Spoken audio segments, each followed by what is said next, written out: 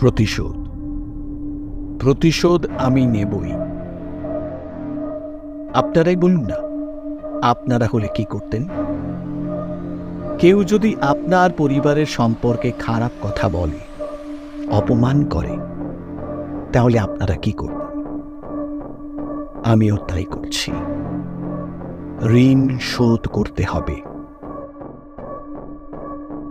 আমার হাজার অপমান আমি সাধ্যমতো সহ্য করেছি, কিন্তু সে যখন আমার পরিবারকে অপমান করে বসল, তখনই প্রতিজ্ঞা করলাম প্রতিশোধ চাই। তোমরা যারা আমার স্বভাব ভালো করেই জানো, তারা কখনোই মনে করবে না যে সে প্রতিজ্ঞাকে আমি শুধু মুখেই বলেছিলাম। শেষ পর্যন্ত প্রতিশোধ আমি নেবই, সে কথা একেবারে পাকা। কিন্তু সে কথা সবাইকে বলে ঝুঁকি তো নেওয়া যায় না। শাস্তি আমি দেবই, কিন্তু সেই কাজটি করব নিজেকে মুক্ত রেখে। দোষী ব্যক্তি যদি পাল্টা প্রতিশোধের বাসনায় উজ্জীবিত হয়, তাহলে সে দোষের প্রতিকার হয় না। কাজেই বুঝতে হবে যে কথায় বা কাজে ফরচুনাতোকে আমি এমন কোনো সুযোগ দিইনি যাতে সে আমার সদিচ্ছাকে সন্দেহ করতে পারে। আমার যেমন স্বভাব, তাকে দেখলেই আমি আগের মতো হাসি। সে বুঝতেও পারে না যে আমি হাসি তার শোচনীয় পরিণতির কথা ভেবে।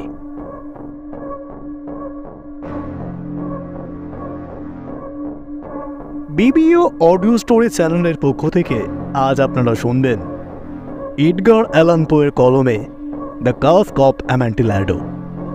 গল্পটি পুরোটি শোনার জন্য অনুরোধ করছি। যদি গল্পটি ভালো লাগে তাহলে প্লিজ একটি লাইক করে দেবেন এবং আপনার মূল্যবান মতামত আমাদেরকে অবশ্যই কমেন্ট করে জানাবেন। এবং আমাদের এই ক্ষুদ্র চ্যানেলটির পাশে থাকার জন্য আমাদের চ্যানেলটিকে সাবস্ক্রাইব করে দিয়ে পাশে থাকা বেল আইকনটিতে চাপ দিয়ে অল করে দেবেন। তাহলে চলুন আর দেরি না করে শুরু করা যাক এডগার অ্যালান পোয়ের কলমে দ্য কাস্ক অফ অ্যামন্টিল্যাডো।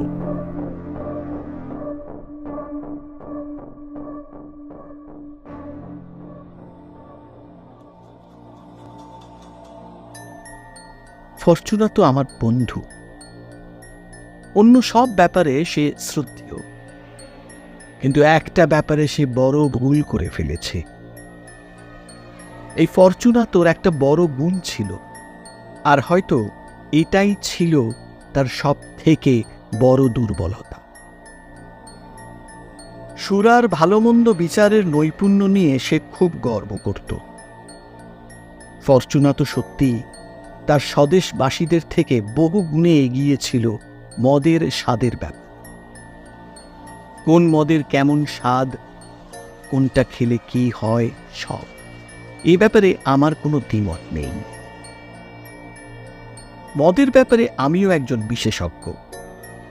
সুযোগ পেলেই সে জিনিসটা যথেষ্ট পরিমাণে কিনে ফেলি। শহর জুড়ে কার্নিভালের মরশুম তখন পুরো দমে চলছে। একদিন সন্ধ্যের আগে বেরিয়ে পড়লাম আমার প্রিয় বন্ধুর সঙ্গে দেখা করতে। কিছুক্ষণ হাঁটার পর দেখা হয়েই গেল। দেখলাম তরল পদার্থ অনেকটাই পেটে পড়েছিল, তাই তার অভ্যর্থনায় উত্তাপ একটু বেশিই ছিল। পরনে বহু বর্ণের ডোরা কাটা জামা, তার উপরে ওভারকোট, মাথা জুড়ে কোন উঁচু টুপি এবং তাতে লাগানো ঘণ্টা। তাকে দেখে মনে মনে এত খুশি লাগলো, আজ তোমাকে পেয়েছি। তাকে বললাম, প্রিয় ফরচুনাতো, তোমাকেই তো খুঁজছিলাম, কেমন আছো বলো? আজ তোমাকে কি অদ্ভুত সুন্দর দেখাচ্ছে। তোমার সঙ্গে আমার বিশেষ দরকার আছে বন্ধু। এত লোক থাকতে আমার সাথেই কেন? তো কি দরকার বলো তো, কি চাই? তোমার পরামর্শ চাই বন্ধু। সম্প্রতি আমি একটা অ্যামন্টিল্যাডোর পেটি কিনেছি এক কারবারির থেকে, কিন্তু সে বিষয়ে আমার অবশ্য সন্দেহ আছে। আমার বিশ্বাস কার্নিভালের আমেজে কারবারি আমাকে ঠকিয়েছে। সে বলল, সে কি অ্যামেন্টিলাডো? অসম্ভব! তাহলে এই কার্নিভালের মাঝখানে? জবাব দিলাম, আমিও সন্দেহ করেছি, কিন্তু কি জানো, তোমার সঙ্গে পরামর্শ না করেই অ্যামন্টিলাডোর পুরো দামটাই চুকিয়ে দিয়েছি।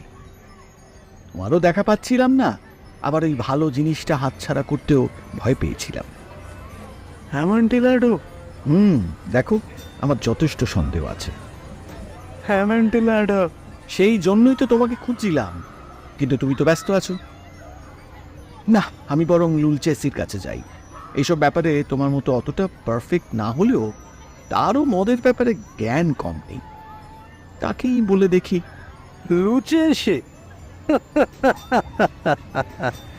সেরি পান করে বলতে পারবে না সেখানে অ্যামেন্টিলাডোর স্বাদ কেমন, বলবে নাকি লুচেসি?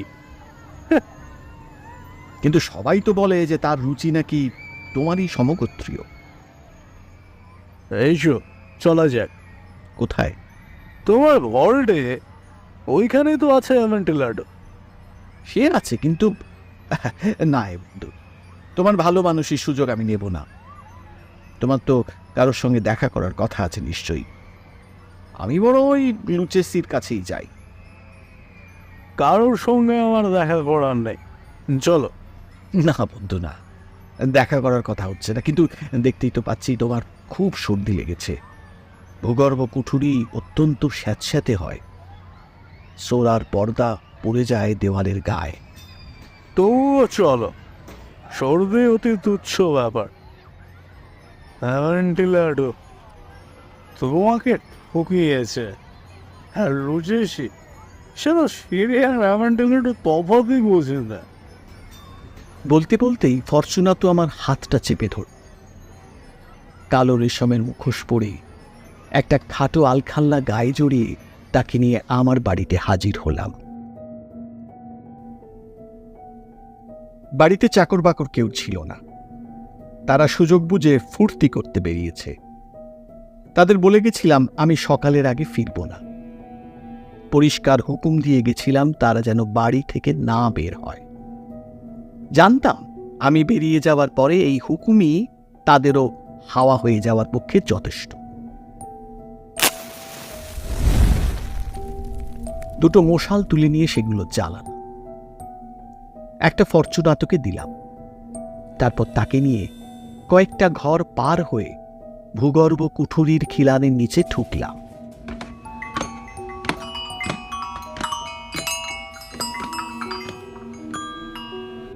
তাকে সতর্ক করে দিয়ে একটা লম্বা ঘোরানো সিঁড়ি বেয়ে নেমে গেলাম। সেও পেছন পেছন এলো। শেষ পর্যন্ত একেবারে নিচে নেমে দুজনে দাঁড়ালাম মন্ত্রেশ্বরদের সমাধি ক্ষেত্রে। বন্ধুর পা টলছে, সেই সঙ্গে টুপির ঘণ্টাগুলো বাজছে। অ্যামেন্টিলাডো কোথায়? সে বলল। বললাম, আরো আগে, কিন্তু দেওয়ালের মাকড়সার সাদা জালগুলো কেমন চকচক করছে দেখো। আমার দিকে ঘুরে নেশায় বুঁদ হওয়া চোখে সে আমার চোখে চোখ রাখল। তারপর কাশতে কাশতে বলল,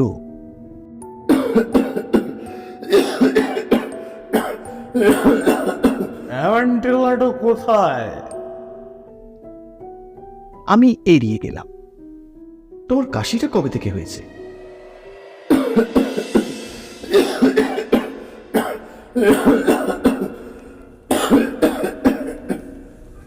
বেশ কয়েক মিনিট বেচারি বন্ধুটি আমার প্রশ্নের জবাব দিতে পারল না। শেষে বলল, হ্যাঁ, ও কিচ্ছু না। আমি জোর দিয়ে বললাম, না না না, চলো ফিরে যাই। তোমার স্বাস্থ্যের দাম অনেক বেশি। তুমি ধনী, শ্রদ্ধেয়, প্রশংসিত প্রিয়পাত্র। তুমি সুখী যেমন একদা আমি ছিলাম। তোমাকে হারাতে পারব।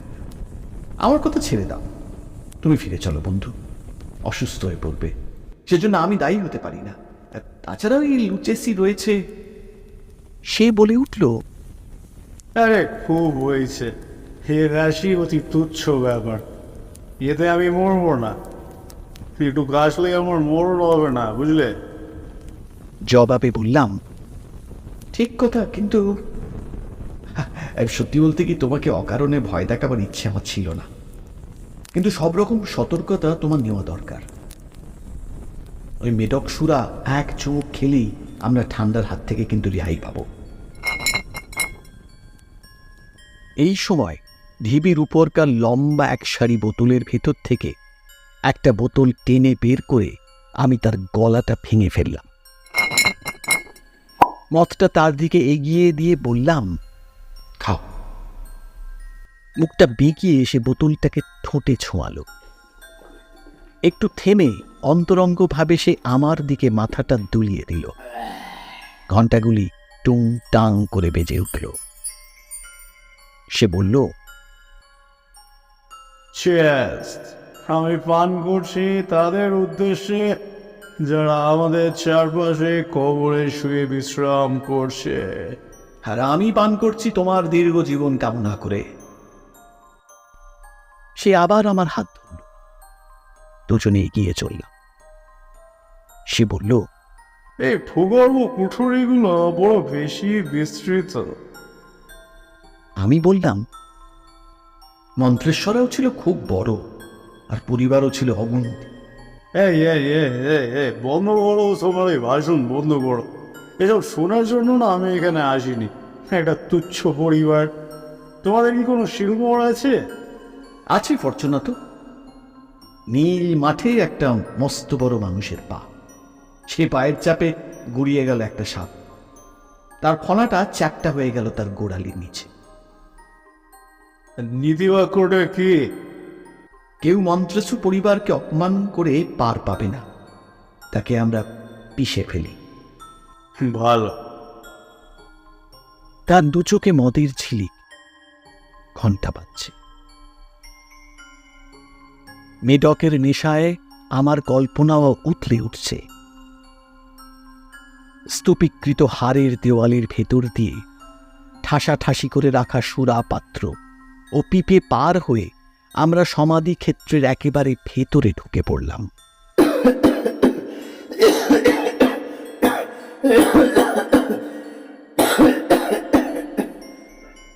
আবার থামলাম।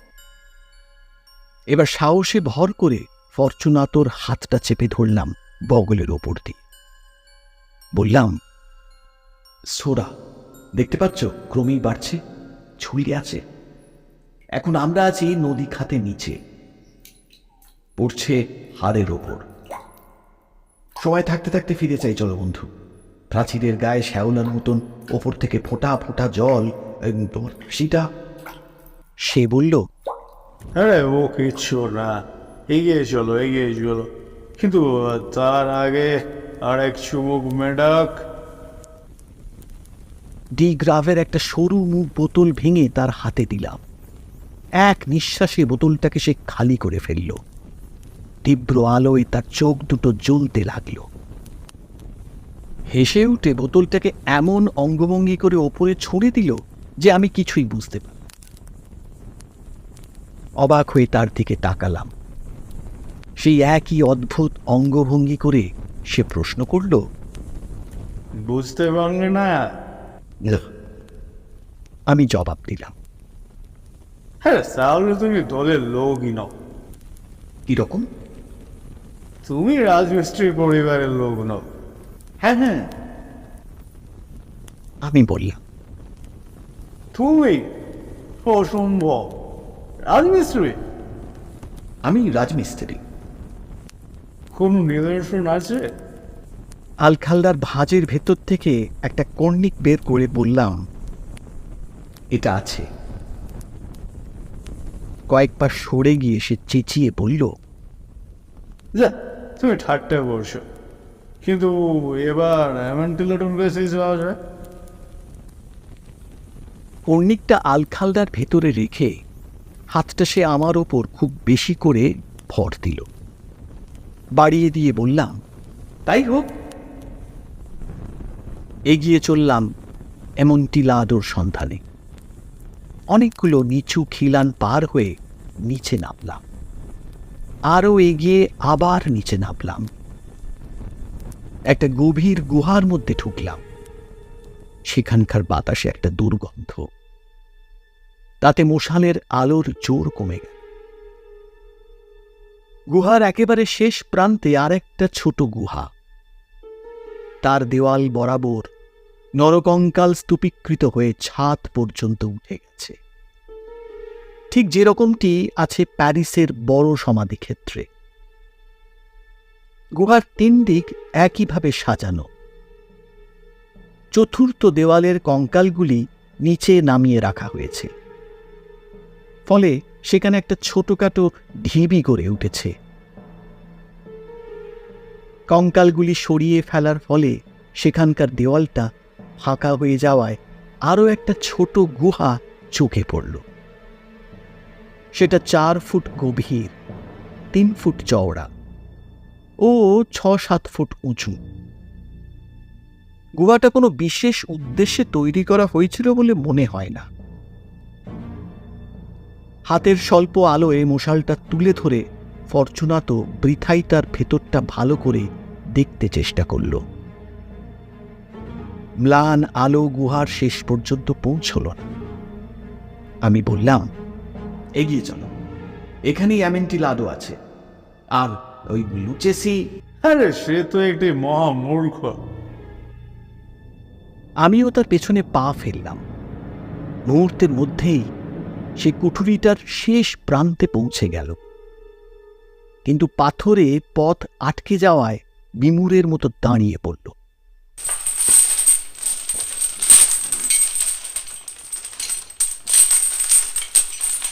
আর এক মুহূর্তের মধ্যেই তাকে শিকল দিয়ে সেই গ্রানাইট পাথরের সঙ্গে বন্দি করে ফেললাম। দেওয়ালের গায়ে 2 ফুট দূরে পাশাপাশি 2টো আংটা লাগানো ছিল। তার একটা থেকে ঝুলেছিল একটা ছোট শিকল, অন্যটা থেকে একটা তালা। শিকলটা তার কোমরে জড়িয়ে দিয়ে তালা বন্ধ করাটা তো মাত্র কয়েক সেকেন্ডের কাজ। অতি বিস্ময়ে কোনো রকম বাধা দেওয়ার চিন্তাই তার মাথায় আসেনি। চাবিটা খুলে নিয়ে আমি পিছিয়ে বললাম, দেওয়ালের গায়ে হাতটা বোলাম, তাহলে সোরার উপস্থিতি টের পাবে। দেওয়ালটা সত্যি খুব স্যাঁতস্যাঁতে। বন্ধু, আমি আবার তোমাকে মিনতি করছি, ফিরে চলো। না না, তাহলে তোমাকে রেখে আমি কিন্তু চলে যাব, কিন্তু তার আগে সাধ্যমতো তোমার দিকে মনোযোগ।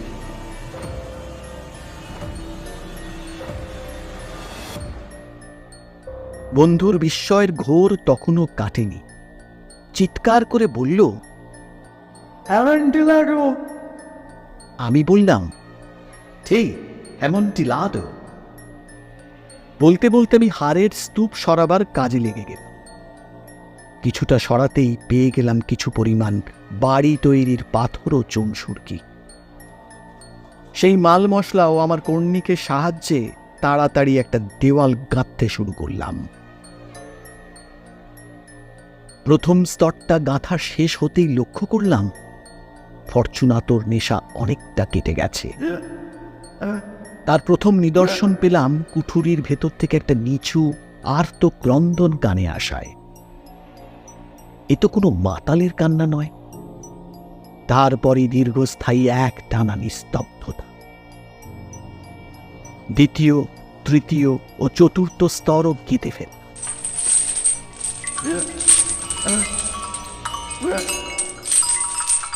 তারপরে শুনতে পেলাম শিকলের প্রচণ্ড শব্দ। কয়েক মিনিট ধরে চলল সেই শব্দ। ভালো করে শোনবার জন্য কাজ বন্ধ করে হাড়ের ওপর বসে পড়লাম। ষেষ পর্যন্ত শিকলের ঝনঝনানি বন্ধ হতেই আবার কর্ণিক হাতে নিলাম। বিনা বাধায় পঞ্চম, ষষ্ঠ ও সপ্তম স্তরও গেঁথে ফেললাম। দেওয়ালটা প্রায় বুক পর্যন্ত উঠেছে। আবার থেমে গাঁথুনির ওপর মশালটা তুলে ধরে ভেতরের মূর্তিটার ওপর সামান্য আলো ফেললাম।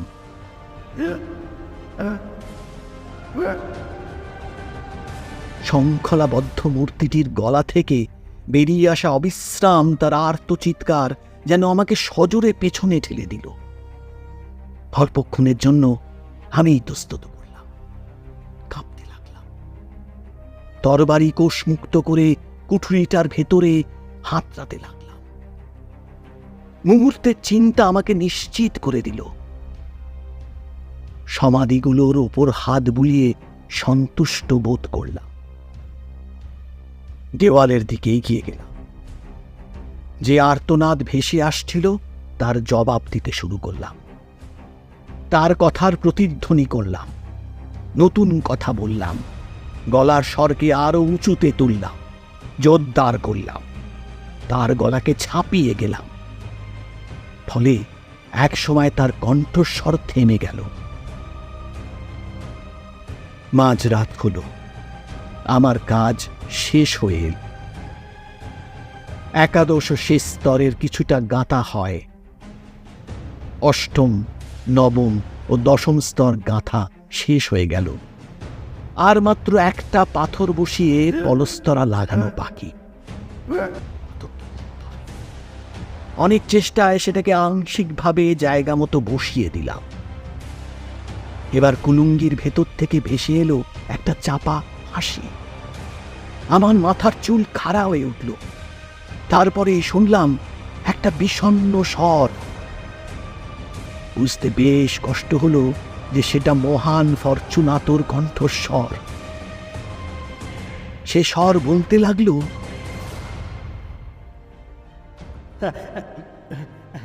হ্যাঁ মন্তেশ্বর, খুব ভালোই রসিকতা করছো বটে, চমৎকার রসিকতা। বলছি প্যালেসে গিয়ে এটা না হয় এটা নিয়ে আশ্বাস করা যাবে, কিন্তু সে মদের পাত্র নিয়ে এমনটি লাটো? হ্যাঁ হ্যাঁ এমনটি লাটো, কিন্তু অনেক দেরি হয়ে যাচ্ছে নাকি? আমার স্ত্রী প্যালেসে আমার জন্য অপেক্ষা করছে। দেরি হয়ে যাচ্ছে নাকি মন্তেশ্বর? আমাদের যাওয়া দরকার মন্তেশ্বর। হ্যাঁ, যাও তো দরকারি। দেবতা মন্তেশ্বরের প্রীতির খাতিরে মন্তেশ্বর। হ্যাঁ, দেবতার প্রীতির খাতিরে। কিন্তু একটা উত্তর শোনার জন্য বৃথাই কান পেতে রইলাম। অধৈর্য হয়ে উঠলাম, চিৎকার করে ডাকলাম, ফরচুনাতো! কোনো উত্তর নেই। আবার ডাকলাম, ফরচুনাতো! তবু উত্তর এলো না। অসম্পূর্ণ দেওয়ালের ফোকর দিয়ে মশালটা ঢুকিয়ে নিচে ফেলে দিলাম। প্রত্যুত্তরে এলো কেবল ঘণ্টার টুংটাং শব্দ। আমার হৃৎপিণ্ড অসুস্থ হয়ে পড়ল। সমাধিক্ষেত্রটা বড় বেশি ঠান্ডা। তাড়াতাড়ি কাজ শেষ করতে চাই। শেষ পাথরটাকে ঠিক জায়গায় ঠেলে বসিয়ে দিলাম, তার উপর পলস্তারা চাপালাম। নতুন গাঁথা দেওয়ালের গায়ে নতুন করে সাজিয়ে দিলাম হাড়ের পুরনো প্রাচীরটা। অর্ধ শতাব্দী কাল ধরে সেসব হাড়ে কোনো মানুষের হাত পড়েনি। তারা শান্তিতে শুয়ে থাক।